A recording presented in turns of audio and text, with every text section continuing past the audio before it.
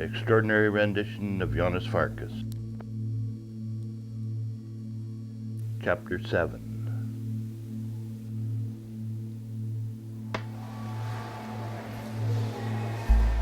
No matter how often he came here, he hated this airport. It was worse than the Ayman Khamenei airport in Iran, and that was saying something. He threw his apple core at the garbage bin and missed. He knew from the security officer that the Turkish Airlines flight from Sarajevo via Istanbul had already touched down.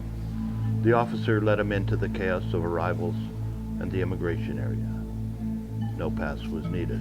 The officer was known. They came to a room that had no marking or number on it. Inside it was small, yellowed and innocuous, with 4 folding steel chairs lined up against one wall.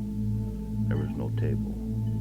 "Come with me," the security officer said. "I'll show you where you go when you leave this room. When you have your man, I can't be seen with you." "I understand," Carpenter replied. They walked along a corridor and down a flight of stairs that led them into another corridor. The officer turned left. On one side were doors like the one they had just come through. "All of these doors are armed," the officer said, nodding to his right. "If anyone without proper security tries to open one, it sets off an alarm in our office. We respond quickly, and we don't ask questions." Carpenter knew what that meant. Anyone trying to bypass the immigration area and get out on the airfield would be shot. "Can you get back to the room on your own?" Carpenter nodded. "When you have left, I'll disarm the 3rd door.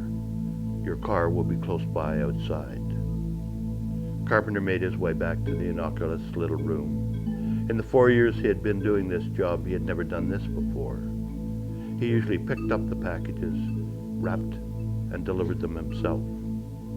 This was the first time one had ever come in through the front door. His wait was brief. There was a knock on the door. The door inched open.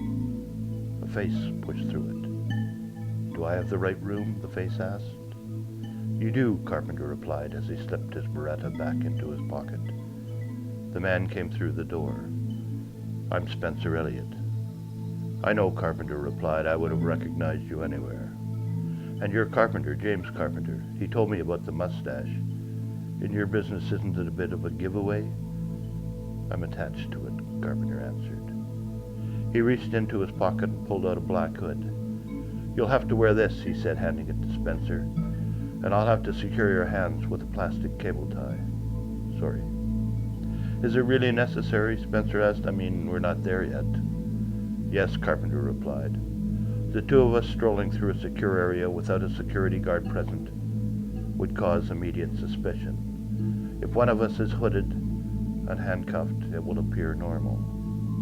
"Normal? This is Syria."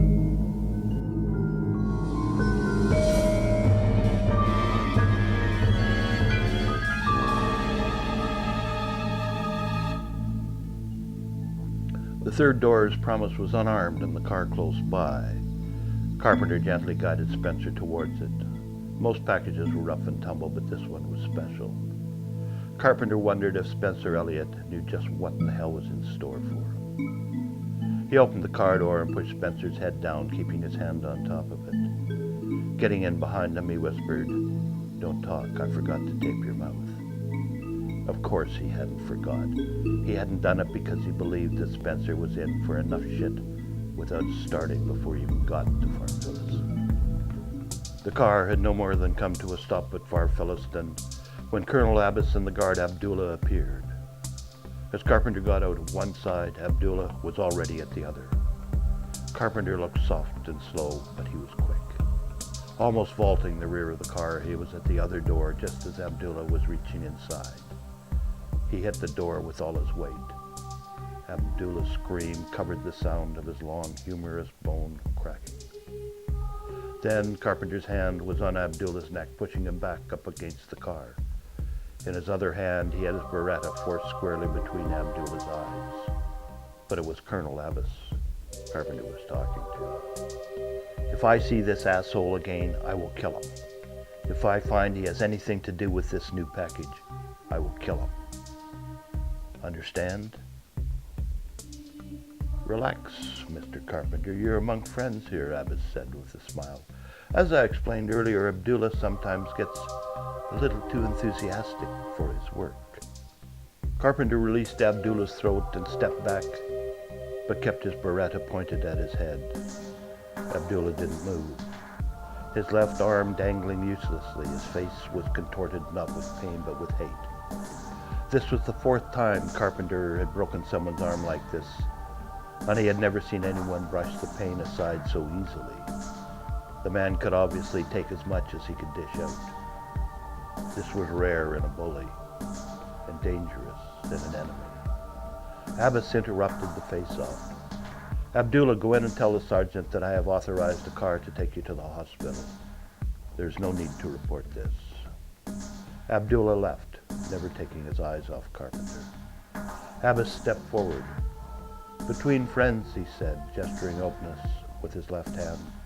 You have my word that he will no longer be involved. Besides, I was thinking that he was near the end of his usefulness anyway. Carpenter smiled, a smile as deceitful as the open gesture had been. In this business there was no between friends. It would be interesting to see what Abdullah did, how Abbas played him. He opened the door and helped the hooded Spencer out. He felt for a quiver of fear or tenseness. There was none. What the hell could the man be thinking of? The noise, the pain, the scream, the warning had all happened in the black for him. And this was nowhere as near as the black of the darkness he was now entering. Carpenter guided Spencer along the hallway, following Abbas into the room they were in that morning.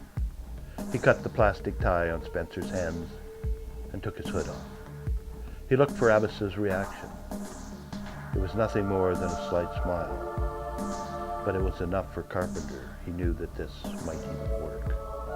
Colonel Abbas, he said, this is Spencer Elliott. Abbas went up to Spencer and looked him over.